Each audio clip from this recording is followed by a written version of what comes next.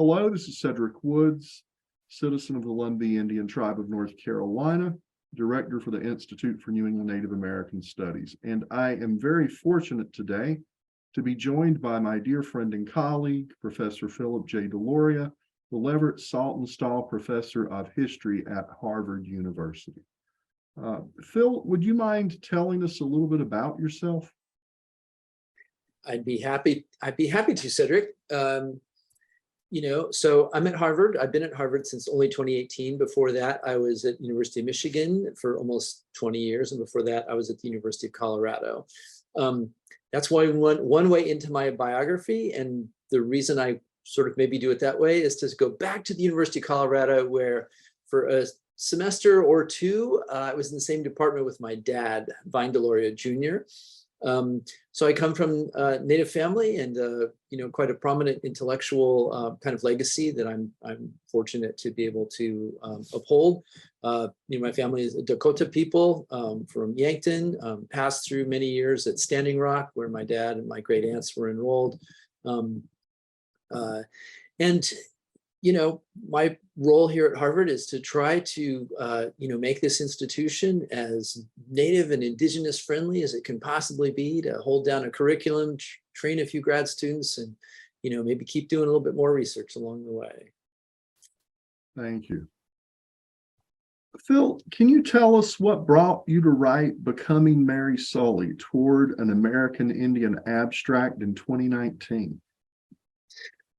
So this is the story of my great aunt. Her name was Susan Deloria, but as an artist, she went by the name Mary Sully. She died in the early 1960s. Her work was basically sitting in a box. It went to my other great aunt, Ella, when she passed in 1971. It went to my grandfather.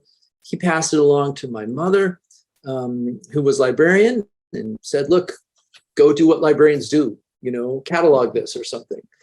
My mom and I opened the box in the mid-1970s, and we looked at this art, which is just amazing and beautiful, but we couldn't really make sense of it. And we kind of put it away and pulled it out, some 20-some years later, around 2005, 2006, after my dad had passed. Actually, we went back and looked at this art. And what was different was, you could have a computer and you could have Google.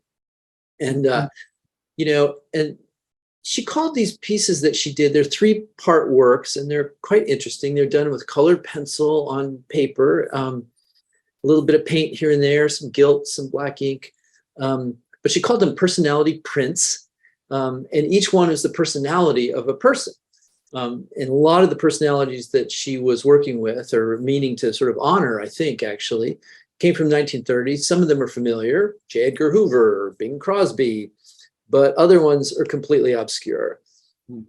And so sitting there with the box and these images and the titles of the names of these people, with my computer in 2006, I was able to see in ways that I hadn't seen before just how powerful and interesting this art was. That the more you knew about the person, the richer the images got.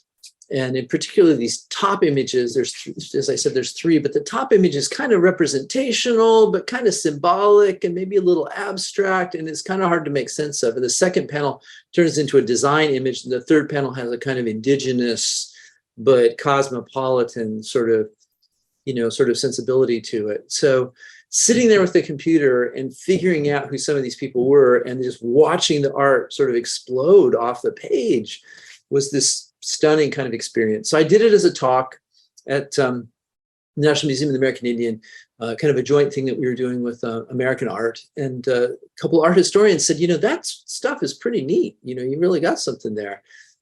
My original conception was, I'll go to a museum and I'll tell them I got this super cool stuff from my kind of half crazy aunt that we found in the basement. And so I tried that once or twice, and the curators said, yeah, we don't really do that. That's not how a museum works, my friend.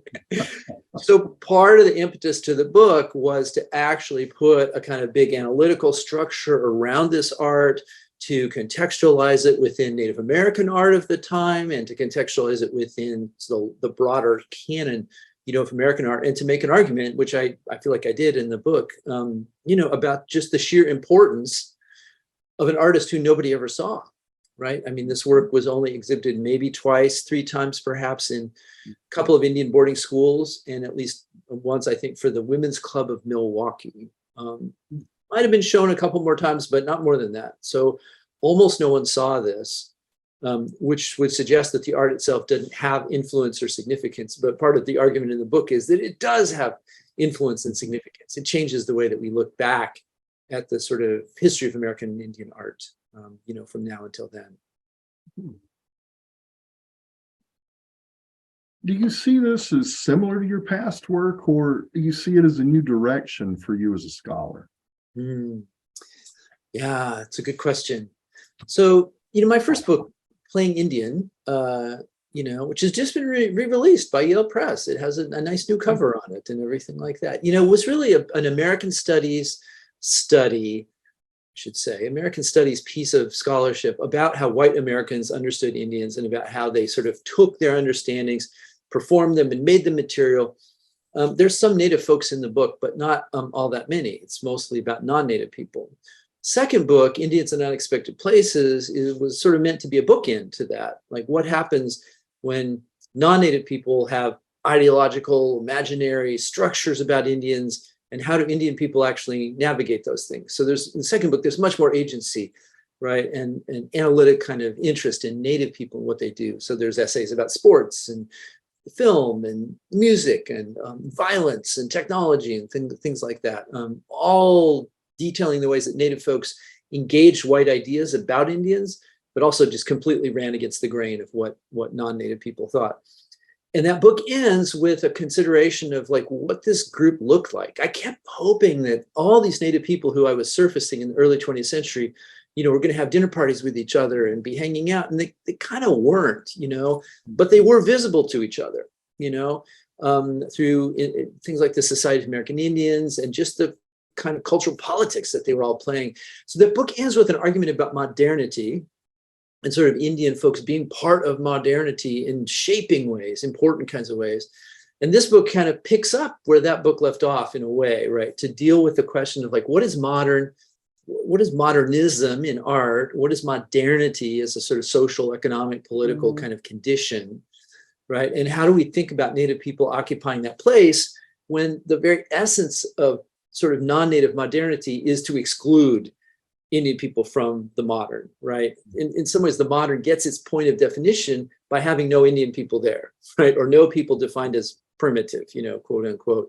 And yet Native folks are completely engaged. That category, the modern, means nothing to the Native people of the early 20th century other than as a kind of non-Native intellectual thing that they could grab onto and work. So this art book really, I think, sort of deepens that analysis and pushes it further into the 20th century to ask what it meant to be a Native modernist artist and to be a Native woman who was creating, kind of modern art that drew from Native traditions for sure, but also drew from the broader cosmopolitan canon of the whole globe worth, of modern art and its engagement with non-modern art, or what it called primitive art. At the end of the day, what do you hope this work brings to the Native public and non-Native public in terms of understanding? Yeah. So, there is an emerging, Native American art history and historiography. And it's really good. There's wonderful, smart people, great Native writers writing about Native art. And there has been for a while. When we think about that, kind of that canon of the trajectory, we start in the 1920s or 30s, oftentimes with sort of, the Oklahoma School, the Santa Fe Indian School, which turns into the Institute of American Indian Arts. And there's a kind of a narrative line that takes us up into the 60s. Oftentimes it's kind of masculinist, and it points to a kind of modernism that sort of erupts in the 1950s and 60s, right, around abstraction.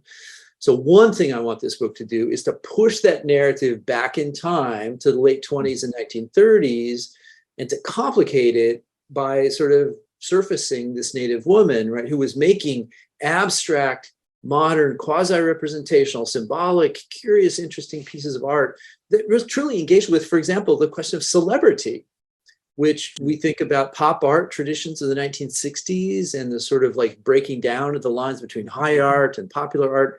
This is sort of what she's doing. She's also doing, though, an ethnographic kind of view from Indian country on non-Native America in the 1930s, right? And so part of the agenda is to change up the narrative around American Indian art, and particularly to surface, I think when you center a Native woman as the kind of innovator of Native modernism, and you push the date back, you reveal a whole bunch of other Native women who have been left out of the narrative. So in terms of Native arts, that's all the stuff I want to do. But I also think this belongs in the canon of American art, writ large.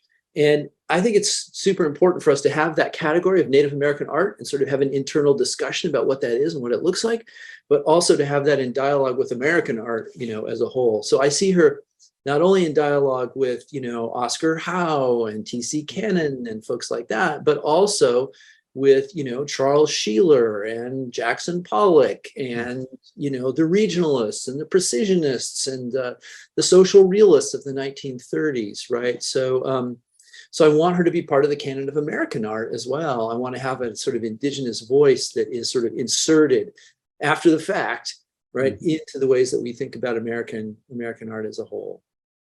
So it's quite ambitious in that sense. Well, that's the beauty of it. It's ambition. It's ambition. Well, Phil, thank you so much. Is there anything else you'd like to add in relation to this work or upcoming works that you're engaged with? Well, it does seem to me that sort of placing Native histories and Native stories in the broader context is really kind of an important thing for us to be doing right now. At least it feels that way to me. So, I'm working on a set of essays that sort of try to think hard about how Native American and African American histories do and don't fit together and how they might work together, in interesting kinds of ways if we sort of centered some Native concepts, right, about community and, collective kinds of rights and things like that. So I'm doing that. And I'm also working on this book about these meteor showers in 1833, which has a lot of interesting stuff that Native folks sort of see and understand. These meteors were, 250,000 meteors an hour. It was like a snowstorm, they said, So Native folks are completely, interestingly observational about that, right? But so are, the evangelicals of the, kind of Second Great Awakening, the tail end of the Second Great Awakening, and so are the sort of burgeoning American scientists, and so are enslaved people in the South, and so are the people who enslaved them, and so are, right? So it's this interesting kind of like slice of the entire continent, kind of hoping to unify a kind of continental narrative around this sort of celestial phenomenon, which has kind of every human being in North America running outside, looking up at the sky and going, whoa, what's going on, right? So it's revelatory in that particular sense. But it's also, I should say, just an effort to sort of place a lot of different stories and narratives together in the same place. And so that's the kind of agenda that I can see, over the course of my own writing, is to sort of move away from, here's what white Americans thought about Indians, here's how Indians responded to that, here's how we engage the question of modernity, here's how we actually think hard about like the bigger, broader narratives, that we have. And that makes sense to me over the course of a career, that we think, if we can, try to think bigger and more synthetically as we go. Well, thank you so much for your time, and I look forward to reading your new work. I look forward to writing it. Be well. You too. It's been a pleasure.